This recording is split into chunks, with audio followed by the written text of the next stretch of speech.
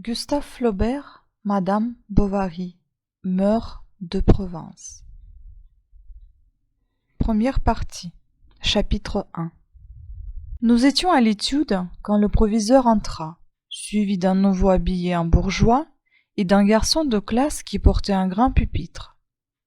Ceux qui dormaient se réveillèrent, et chacun se leva comme surpris dans son travail. Le proviseur nous fit signe de nous rasseoir, puis se tournant vers le maître d'études.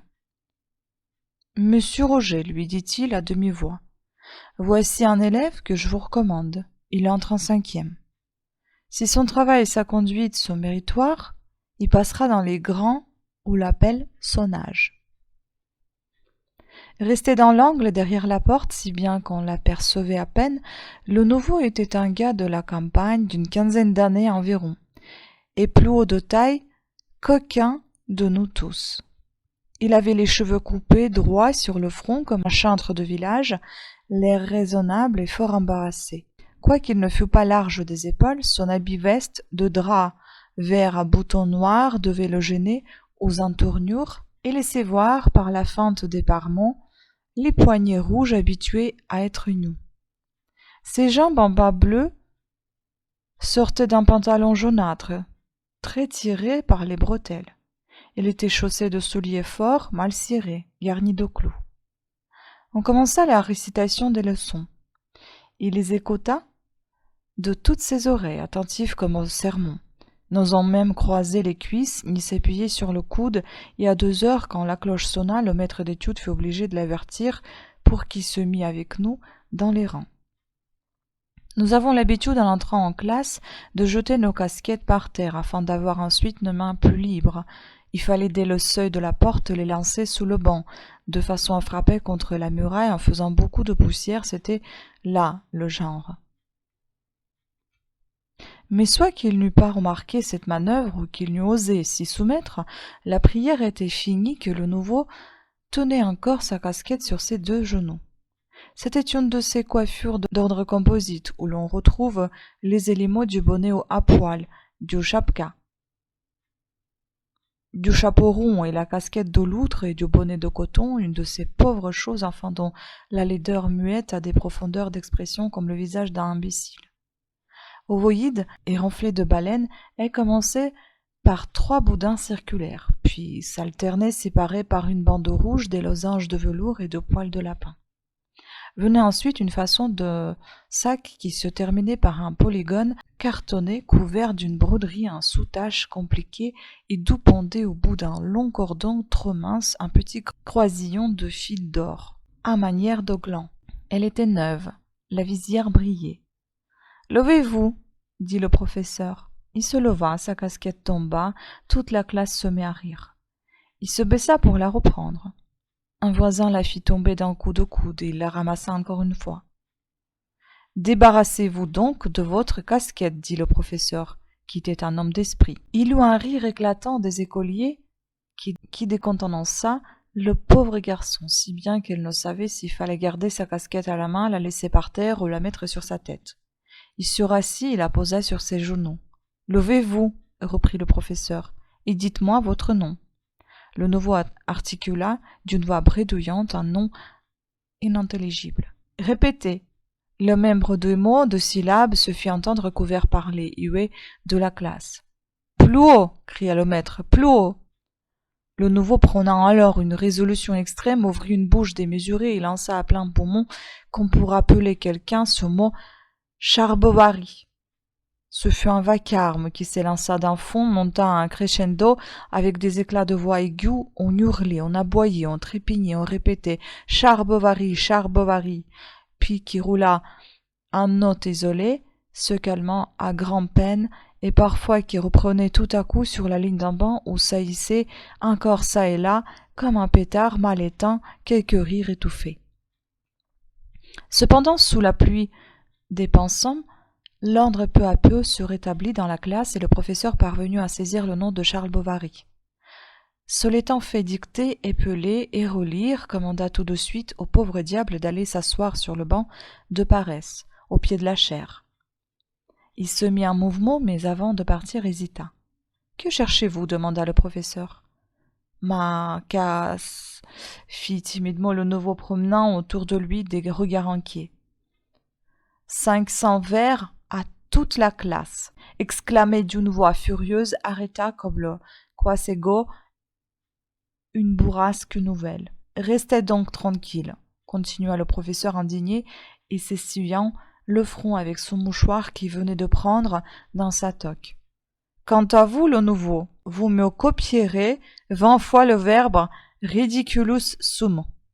Puis d'une voix plus douce, et vous la retrouverez, votre casquette. On ne vous l'a pas volée. Tout reprit son calme. Les têtes se courbèrent sur les cartons et le nouveau resta pendant 2 heures dans une tenue exemplaire, quoiqu'il eût bien, de temps à autre, quelques boulettes de papier lancées d'un bec de plume qui vinrent s'éclabousser sur sa figure. Mais ils essuyaient avec la main et demeuraient immobiles les yeux baissés. Le soir, à l'étude, il tira ses bouts de manche de son pupitre, puis mit en ordre ses petites affaires et régla soigneusement son papier.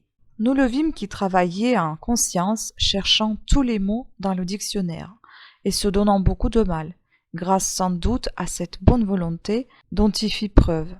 Il dut de ne pas descendre dans la classe inférieure, car s'il savait passablement ses règles, il n'avait guère d'élégance dans les tournures.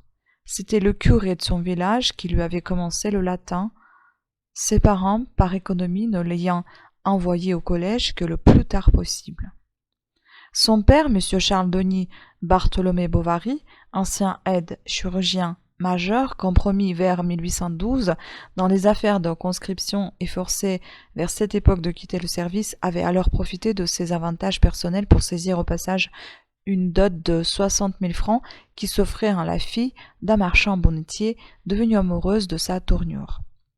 Bel homme à bleur, faisant sonner haut ses éperons, portant des favoris rejoints aux moustaches, les doigts toujours garnis de bagues et habillé de couleurs voyantes, il avait l'aspect d'un brave avec l'entrain facile d'un commis voyageur. Une fois marié, il vécut 2 ou 3 ans sur la fortune de sa femme, dînant bien, se levant tard, fumant dans des grandes pipes en porcelaine, ne rentrant le soir qu'après le spectacle et fréquentant les cafés.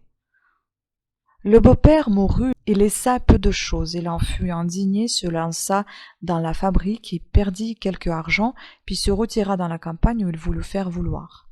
Mais comme il ne s'entendait guère plus en culture qu'en indienne, qui montait ses chevaux au lieu de les envoyer au labour, buvait son cidre en bouteille au lieu de le vendre en barrique, mangeait les plus belles volailles de sa cour, y graissait ses souliers de chasse avec le lard de ses cochons, il ne tarda point à s'apercevoir qu'il valait mieux planter là toute spéculation. Moyennant 200 francs par an, il trouva donc à louer dans un village sur les confins du pays de Caux et de la Picardie une sorte de logis moitié ferme, moitié maison de maître. Et chagrin, rongé de regrets, accusant le ciel, jaloux contre tout le monde, il s'enferma dès l'âge de 45 ans, dégoûté des hommes, disait-il, et décidé à vivre en paix. Sa femme avait été folle de lui autrefois. Elle l'avait aimé avec 1000 servilités qu'elle avait détachées d'elle encore davantage. Enjouée jadis, expansive et tout aimante, elle était un vieillissant devenu, à la façon du vin éventé, qui se tourne en vinaigre, d'humeur difficile, piaillarde, nerveuse. Elle avait tant souffert sans se plaindre d'abord quand elle le voyait courir après toutes les gotons de village, et que 20 mauvais lieux le lui renvoyaient le soir blasé et puant l'ivresse. Puis l'orgueil s'était révolté, alors elle s'était tue, avalant sa rage dans un stoïcisme muet, qu'elle garda jusqu'à sa mort. Elle était sans cesse en course, en affaires. Elle allait chez les avoués, chez le président, se rappelant l'échéance des billets, obtenant des retards, et à la maison repassait, cousait, blanchissait, surveillait les ouvriers, soldait les mémoires, tandis que, sans s'inquiéter de rien, monsieur, continuellement engourdi dans une somnolence boudeuse, dont il ne se réveillait que pour lui dire des choses désobligeantes, restait à fumer au coin du feu, en crachant dans les cendres. Quand il eut un enfant, il le fallut mettre en nourrice. Rentré chez eux, le marmot fut gâté comme un prince. Sa mère le nourrissait de confitures, son père le laissait courir sans souliers, et pour faire le philosophe disait même qu'il pouvait bien aller tout nu, comme les enfants des bêtes. À l'encontre des tendances maternelles, il avait en tête un certain idéal viril de l'enfance, d'après lequel il tâchait de former son fils, voulant qu'on l'élevât durement à la spartiale pour lui faire une bonne constitution. Il l'envoyait se coucher sans feu, lui apprenait à boire de grands coups de rhum et à insulter les processions. Mais naturellement paisible, le petit répondait mal à ses efforts. Sa mère le traînait toujours après elle. Elle lui découpait des cartons, lui racontait des histoires, s'entretenait avec lui dans des monologues sans fin, pleins de gaieté mélancolique et de chatteries babillardes. Dans l'isolement de sa vie, elle reporta sur cette tête d'enfant toutes ses vanités éparses, brisées. Elle rêvait des hautes positions et le voyait déjà grand, beau, spirituel, établi dans les points échaussés ou dans la magistrature. Elle lui apprit à lire et même lui enseigna sur un vieux piano qu'elle avait à chanter 2 ou 3 petites romances. Mais à tout cela, M. Bovary, peu soucieux des lettres, disait que ce n'était pas la peine. Aurait-il jamais de quoi l'entretenir dans les écoles du gouvernement, lui acheter une charge ou un fonds de commerce? D'ailleurs, avec du toupet, un homme réussit toujours dans le monde. Madame Bovary se mordait les lèvres, et l'enfant vagabondait dans le village. Il suivait les laboureurs et chassait à coups de motte de terre les corbeaux qui s'envolaient. Il mangeait des mûres le long des fossés, gardait les dindons avec une gaule fanée à la moisson, courait dans les bois, jouait la marelle sous le porche de l'église le jour de pluie et aux grandes fêtes suppliait le bédot de lui laisser sonner les cloches pour se peindre de tout son corps à la grande corde et se sentir emporté par elle dans sa volée. Aussi poussa-t-il comme un chêne.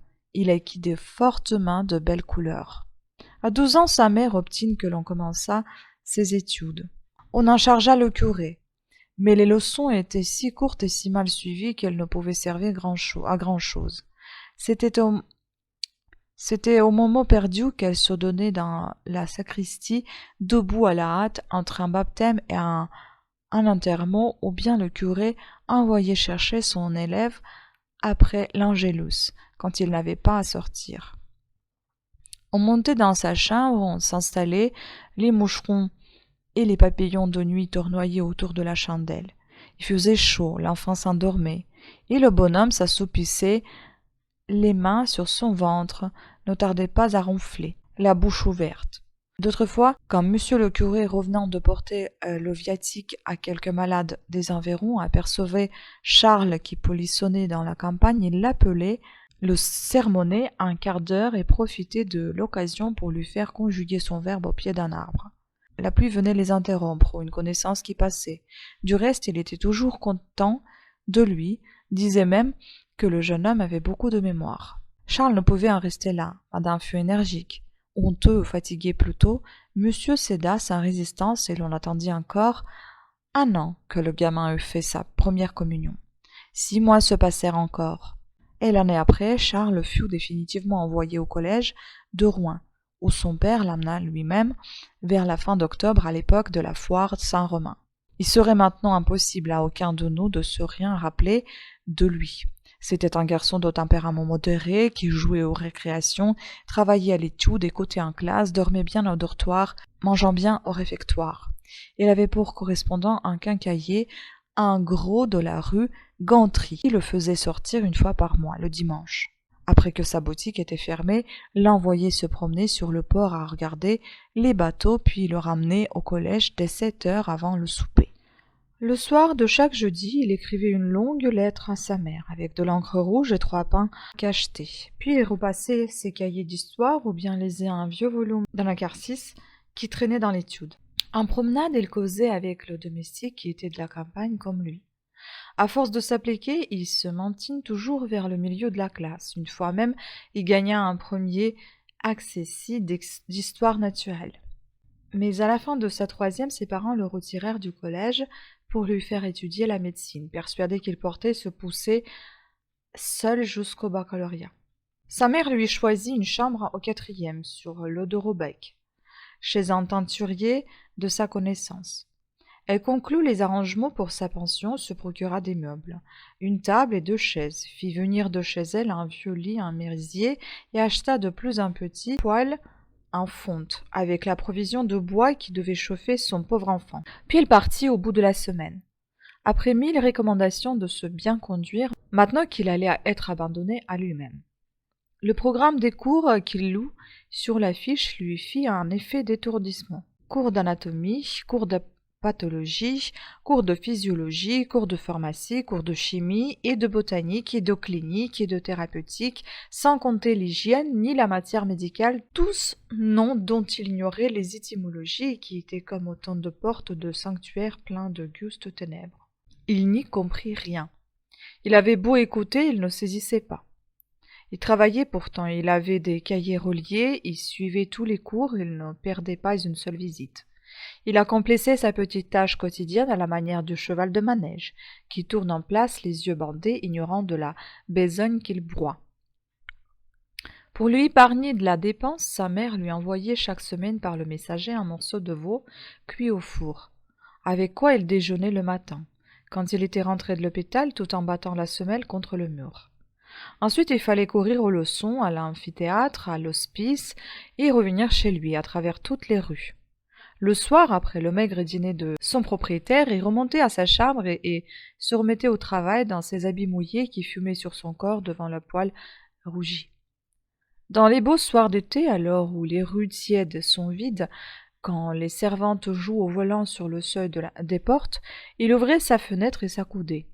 La rivière qui fait de ce quartier de Rouen comme une ignoble petite Venise coulait en bas sous lui. Jaune, violette ou bleu entre ses ponts et ses grilles, des ouvriers accroupis au bord lavaient leurs bras dans l'eau, sur les perches partant du haut des greniers. Des écheveaux de coton séchaient à l'air. En face, au-delà des toits, le grand ciel pur s'étendait avec le soleil rouge se couchant. Qu'il devait faire bon là-bas. Quelle fraîcheur cela être! Et il ouvrait les narines pour aspirer les bonnes odeurs de la campagne qui ne venaient pas jusqu'à lui. Il maigrit, sa taille s'allongea et sa figure prit une sorte d'expression dolente qui la rendit presque intéressante. Naturellement, par nonchalance, il en vint à se délier de toutes les résolutions qu'il s'était faites. Une fois, il manqua la visite, le lendemain son cours, et, savourant la paresse, peu à peu, n'y retourna plus. Il prit l'habitude du cabaret avec la passion des dominos. S'enfermer chaque soir dans un sale appartement public pour y taper sur des tables de marbre de petites os de moutons marqués de points noirs lui semblait un acte précieux de sa liberté qui le rehaussait d'estime vis-à-vis de lui-même. C'était comme l'initiation au monde, l'accès des plaisirs défendus, et en entrant, il posait la main sur le bouton de la porte avec une joie presque sensuelle. Alors beaucoup de choses comprimaient en lui, se dilatèrent. Il apprit par cœur des couplets qu'il chantait au bienvenu, s'enthousiasma pour Béranger, sut faire du punch et connut enfin l'amour. Grâce à ses travaux préparatoires, il échoua complètement à son examen d'officier de santé. On l'attendait le soir même à la maison pour fêter son succès. Il partit à pied et s'arrêta vers l'entrée du village où il fit demander sa mère, lui conta tout. Elle l'excusa, rejetant l'échec sur l'injustice des examinateurs et le raffermit un peu, se chargeant d'arranger les choses. 5 ans plus tard seulement, M. Bovary connut la vérité. Elle était vieille. Il l'accepta, ne pouvant d'ailleurs supposer qu'un homme issu de lui fût un sot. Charles se remit donc au travail et prépara sans discontinuer les matières de son examen, dont il apprit d'avance toutes les questions par cœur, et fut reçu avec une assez bonne note. Quel beau jour pour sa mère! On donna un grand dîner. Où irait-il exercer son art? À Tostes. Il n'y avait là qu'un vieux médecin. Depuis longtemps, madame Bovary guettait sa mort, et le bonhomme n'avait point encore plié bagage que Charles était installé en face comme son successeur. Mais ce n'était pas tout que d'avoir élevé son fils, de lui avoir fait apprendre la médecine et découvert Tostes pour l'exercer. Il lui fallait une femme. Elle lui en trouva une. La veuve d'un huissier de Dieppe, qui avait 45 ans et 1200 livres de rente. Quoiqu'elle fût laide, sèche, comme un cotteret, et bourgeonnée comme un printemps, certes madame Dubuc ne manquait pas de parti à choisir. Pour arriver à ses fins, la mère Bovary fut obligée de les évincer tous, et elle déjoua même fort habilement les intrigues d'un charcutier qui était soutenu par les prêtres. Charles avait entrevu dans le mariage l'avènement d'une condition meilleure, imaginant qu'il serait plus libre et pourrait disposer de sa personne et de son argent. Mais sa femme fut le maître. Il devait devant le monde dire ceci, ne pas dire cela, faire maigre tous les vendredis, s'habiller comme elle l'entendait, harceler par son ordre les clients qui ne payaient pas. Elle décachetait ses lettres, épiait ses démarches.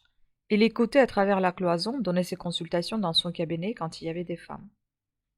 Il lui fallait son chocolat tous les matins, des égards à n'en plus finir. Elle se plaignait sans cesse de ses nerfs, de sa poitrine, de ses humeurs.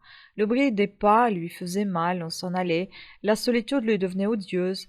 Revenait-on près d'elle, c'était pour la voir mourir sans doute. Le soir, quand Charles rentrait, elle sortait de dessous ses draps, ses longs bras maigres, les lui passait autour du cou, et, l'ayant fait asseoir au bord du lit, se mettait à lui parler de ses chagrins.